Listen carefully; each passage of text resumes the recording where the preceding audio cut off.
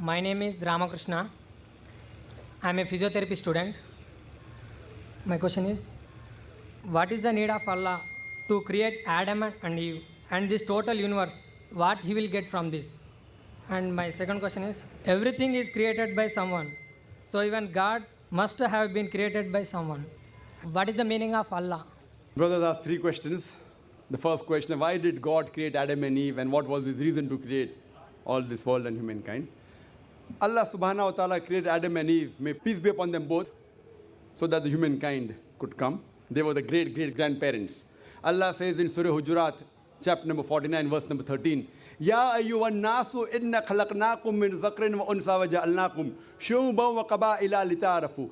Inna akramakum indallahi atqakum. Inna Allah alimun khabir. O humankind, we have created you from a single pair of male and female and have divided you into nations and tribes so that you may recognize each other, not that you may despise each other. And the most honored in the sight of Almighty God is the person who has taqwa. The criteria to judge any human being, it is not wealth, it's not color, it's not caste, it's not creed, it is taqwa, it is God consciousness, it is righteousness, it is piety.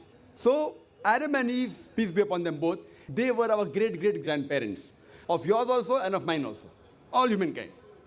Therefore, I call you a brother. We are brothers in humanity. Allah says, Ya ayyuhan nas, O humankind. And Allah says in Surah Isra, chapter number 17, verse number 70, وَلَقَدْ كَرَّمْنَا بَنِي آدَمَ. Almighty God has honored all the children of Adam. Whether they are born in India, USA, UK, born in a Hindu family, or a Muslim family, or a Christian family, Allah says He has honored all the Bani Adam. If you are a human being, Allah has honored you. Whether your name is Zakir, Abdullah, Ramu, Shankar, if you are born as a human being, Allah has honored you. Now coming to the question, why has Almighty God created the human beings? Allah has created the human beings because Allah says this is one of His best creation. All the other creation of Allah subhanahu wa ta'ala, they obey Him. We have the angels. Whatever Almighty God says, the angels obey Him directly. They have no free will. The human being is the creation of Allah subhanahu wa ta'ala, which has a free will. We can either obey Him or disobey Him. So Allah has created such a creation. We are one of His best creation, in the best of forms. But we have a choice of either obeying God or disobeying God. If we obey God, we will go to Jannah, we will go to Swarg, we will go to heaven. If we disobey Him, we will go to hell, we will go to Nark.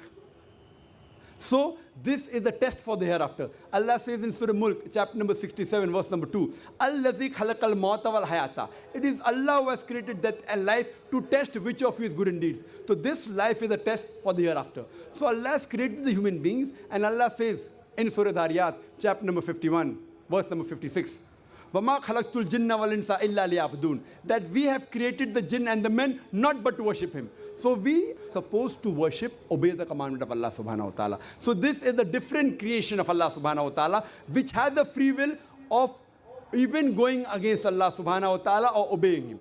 All the other things, the stars, the trees, the mountains, the Quran says they do sajda to Allah subhanahu wa ta'ala, they prostrate to Him, they obey Him. We have a free will. Now when Allah has given a free will, with the free will if we obey Him, we become higher than the angels. With the free will if we disobey Him, we become the partners of the devil.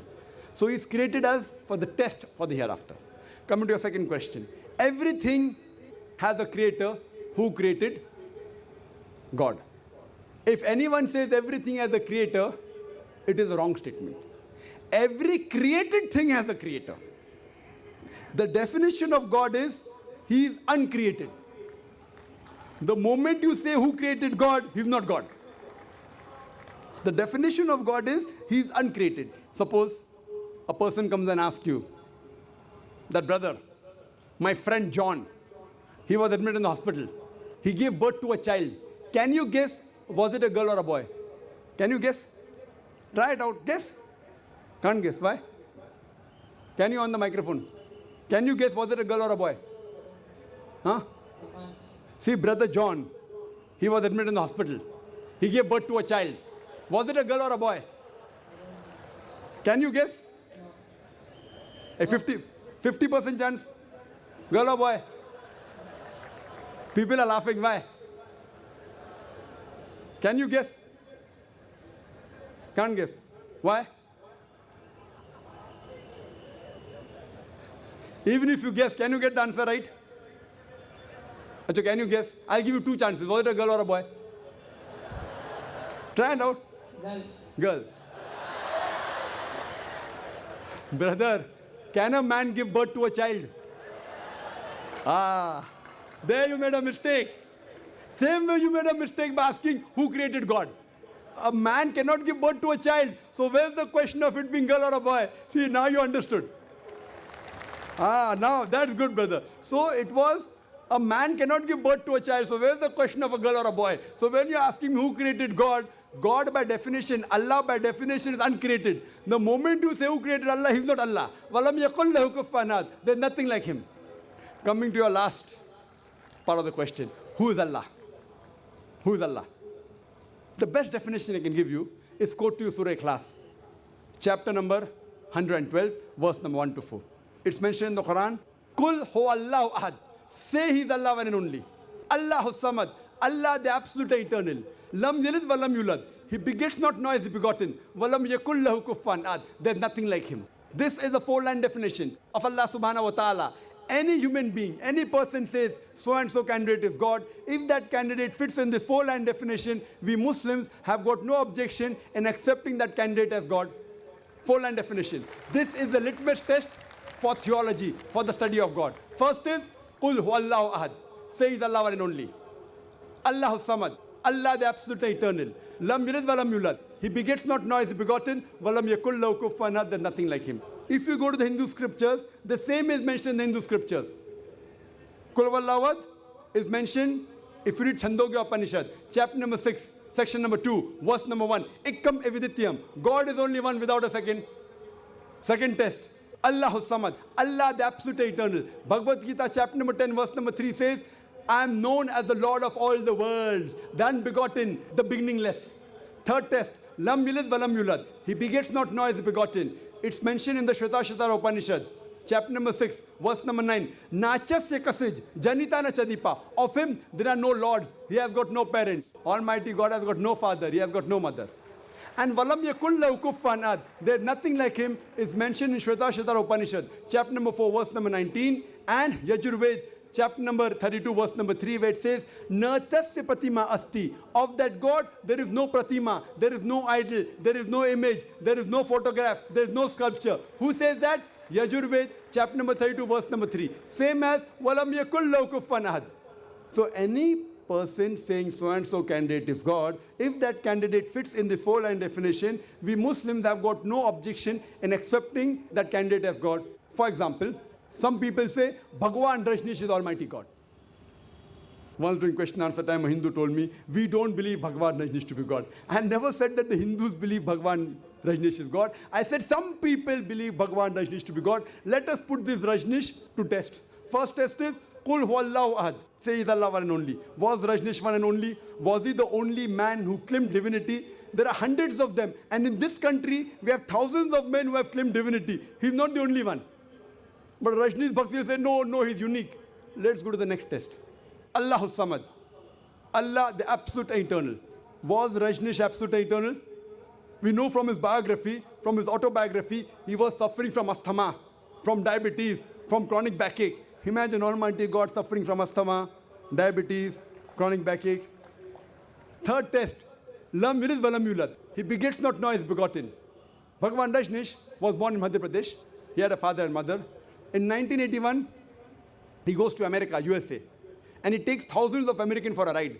In the state of Oregon, he starts his center and calls it as Rajneeshpuram, his village. Later on, the American government arrests him and put him behind bar. Rajneesh says, the American government slow poisoned me. Imagine Almighty God being slow poisoned. In 1985, the American government kicked him out of the country. He comes back to India in the same city, Pune, and he goes back to his center, which is now called as Osho Commune. And if you go to the Samadhi of Rajneesh, it is mentioned there on the Samadhi, Bhagwan Rajneesh, Osho, never born, never died, but visited the earth from the 11th of December 1931 to the 19th of January 1990. Never born, never died, but visited the earth from the 11th of December 1931 to the 19th of January 1990. They forgot to mention in Samadhi, he was not given visas to 21 countries of the world. Almighty God coming in this world to visit the world and requires visas to go to different countries. And the Archbishop of Greece said, if you don't remove Rajneesh out of this country, we'll burn his house and the house of his disciples. And the last test, Walam yakul lahu kufuwan ahad, is so stringent that no one besides the true Almighty God can pass. The moment you can compare God to anything, he is not God. Walam yakul lahu kufuwan ahad.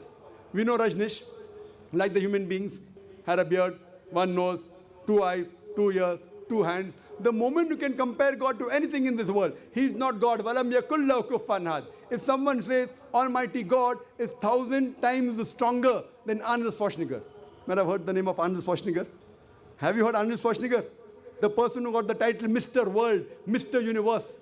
The strongest man in the world, the strongest man in the universe. The moment you can compare God to anyone, whether it be Arnold Schwarzenegger, whether it be Dara Singh, whether it be King Kong, whether it be 1,000 times or 1,000,000 times. The moment you can compare God to anything in this world, he is not God. Walam yakul lahu kufuwan ahad. There is nothing like him. So this is a 4-line definition of Allah subhanahu wa ta'ala given in the Quran. Whichever God you are worshipping, brother, put that God to the test of Surah Ikhlas.